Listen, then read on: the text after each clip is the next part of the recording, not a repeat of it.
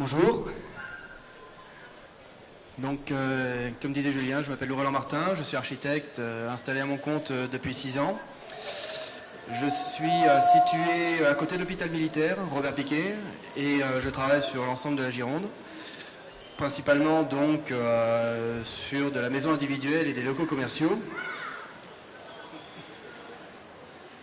Hop. Voilà. Mais comme vous le voyez, pas que. Je fais, ce sont les deux grands pôles d'activité et je fais aussi d'autres types de projets, mais c'est vrai que je travaille principalement sur ces deux pôles-là, puisque c'était les deux pôles qui m'intéressaient principalement quand j'ai monté mon entreprise. Et le projet que je présente aujourd'hui tient une place un peu particulière dans l'histoire de l'agence, parce que ça a été un projet assez exceptionnel, pas par son ampleur gigantesque ou parce qu'il serait du genre à être montré dans des magazines, etc., mais parce que c'était le plus petit que j'ai eu à traiter et peut-être que j'aurai à traiter jusque-là. Dernièrement, j'ai livré un appartement réaménagé qui est quand même plus grand que ce que je vais vous montrer là. Donc, il s'agit d'une maison qui se trouve, alors par contre pas à Bordeaux, à Arcachon. Et j'avais été contacté comme ça par quelqu'un qui venait de l'acheter et qui me prévient, bon voilà, c'est tout petit et c'est en très mauvais état et j'aimerais qu'on fasse une rénovation. Parce que vous comprenez, on est à Arcachon, en plein dans la ville d'Automne, si je ne me trompe pas. C'est à mi-chemin entre le centre et Pereire, pour ceux qui voient. Et c'est à 150 mètres de la plage. Et il voulait y habiter, tout simplement. Sauf que quand je suis arrivé sur place, effectivement, c'était tout petit, mais c'était vraiment en très mauvais état. Donc pour vous brosser un portrait très rapide du bâtiment existant, vous avez à la base un garage au rez-de-chaussée d'environ 40 mètres carrés, tout compris, et au-dessus un studio de 20 mètres carrés. Donc, vous voyez, la plupart d'entre vous ont sans doute un appartement plus grand, mais bon. Et surtout, c'était dans un état vraiment déplorable. D'une part, à la fois par manque d'entretien et parce que le peu d'entretien qui avait été fait les années précédentes avait été catastrophique. Manque d'entretien, par exemple, les tuiles avaient plus de 200 ans et donc elles étaient complètement gélives. La végétation, vous voyez, je ne sais pas si le pointeur marche. Mince, non. Ah.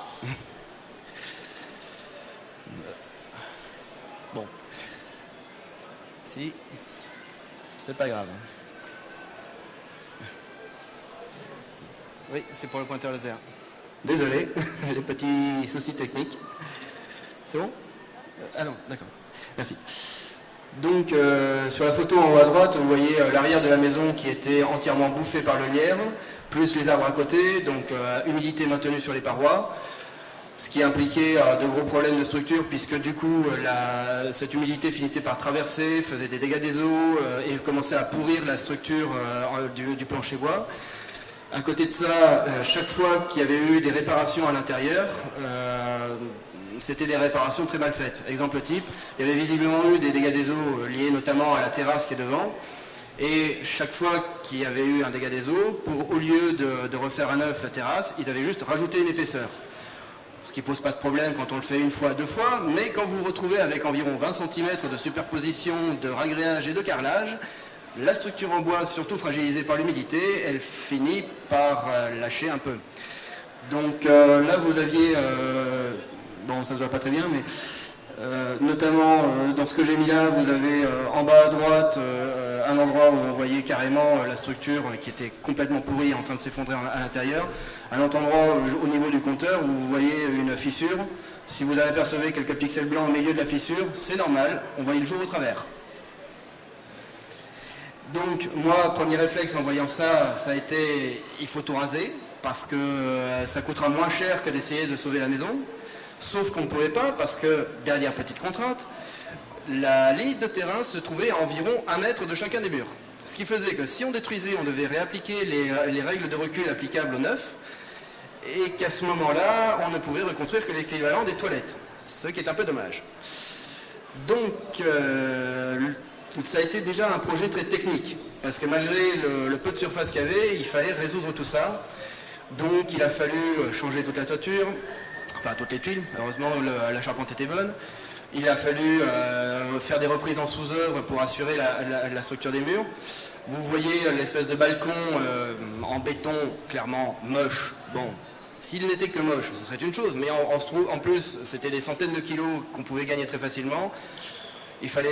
On l'a changé, on a refait entièrement toute une partie de la charpente et du plancher pour arriver déjà à consolider la maison et faire en sorte qu'elle tienne debout pour environ les 50 prochaines années. Et oui, en archi, on vise toujours plutôt 50 ans minimum. Il faut que ça dure une vie. Sinon, s'il faut revenir tous les 3 ans, c'est pas rentable pour le client. Donc, là, il y avait cet aspect technique. Et puis, en même temps, il ne s'agissait pas simplement de réparer. Il s'agissait de faire un logement agréable à vivre, qui profite au maximum de ce qu'on pouvait faire dans cet espace. Et là où on avait 2 points qui étaient très intéressants sur ce bâtiment et qu'on pouvait tout de suite remettre en valeur, c'était déjà l'orientation. L'air de rien, la petite terrasse est plein sud. Donc déjà même pas besoin d'agrandir la porte-fenêtre, vu la taille de l'espace. On est plein sud, une porte-fenêtre de taille normale, c'était largement suffisant pour éclairer en grand tout le studio à partir du moment où on le réaménageait de façon un peu moderne, avec juste le minimum de cloisons nécessaire pour une salle d'eau. Maintenant, j'en parle, tant que je le montre. Là, vous voyez, en termes de structure, c'était vraiment très simple, quoi. On est vraiment sur quelque chose de très petit et il ne s'agissait pas d'inventer le meilleur projet du monde, étant donné qu'en termes d'aménagement, on avait une place très contrainte et surtout le besoin de s'adapter à ce qui existait. Bon. Donc vous voyez, c'est un aménagement de studio extrêmement simple, en L, autour d'une salle de bain qui fait salle de bain toilette, à côté une cuisine ouverte qui ouvre sur un séjour lui-même largement éclairé donc par la porte-fenêtre, donnant sur la terrasse. Et au final, voilà le résultat final. Donc, on est parti sur un principe sur un principe de reprise de l'architecture et du style un peu classique, arcachonnais, qui est extrêmement surveillé d'ailleurs quand on parle d'urbanisme à Arcachon, tout en essayant de partir sur une identité visuelle un peu plus moderne. Donc, à l'origine, les quelques traces de peinture qu'on avait pu trouver en extérieur nous laissaient supposer une décoration à l'origine un peu basque, donc avec des enduits blancs et des menuiseries rouges. Et on est parti dans l'idée, avec l'accord de la mairie d'Arcachon, de partir sur le schéma inverse. Donc des menuiseries blanches avec des rayons de gris et des enduits en rouge tombrique. Pour l'anecdote, le garage lui-même devait rester garage, car on est dans une rue où il n'y a strictement personne, mais c'est pas une image, mais personne du tout en hiver, mais par contre en été, on se retrouve avec des voitures, mais partout, encore pire qu'à une heure de pointe à Bordeaux dans le reste de l'année. Et donc, il a s'agi ensuite de mettre un peu en valeur cette maison. Donc le dessin du balcon devait à la fois être plus léger, donc on est parti sur un balcon bois avec des croisillons très standards, dont on faisait ressortir le dessin en mettant derrière une fermeture rouge qui reprenait l'enduit, donc ce qui faisait qu'elle était discrète, mais en même temps elle permettait aux habitants d'avoir une certaine intimité tout en étant sur rue. Et c'est depuis habité depuis 2 ans. Et dans les petits à côté qu'on n'envisageait pas forcément, c'est que non seulement le client est assez ravi du résultat, puisque l'investissement, vous vous en doutez, a été lourd, mais les dernières estimations font qu'il reste gagnant financièrement. La valeur du bien refait équivaut à maintenant plus que la valeur d'achat plus la valeur des travaux.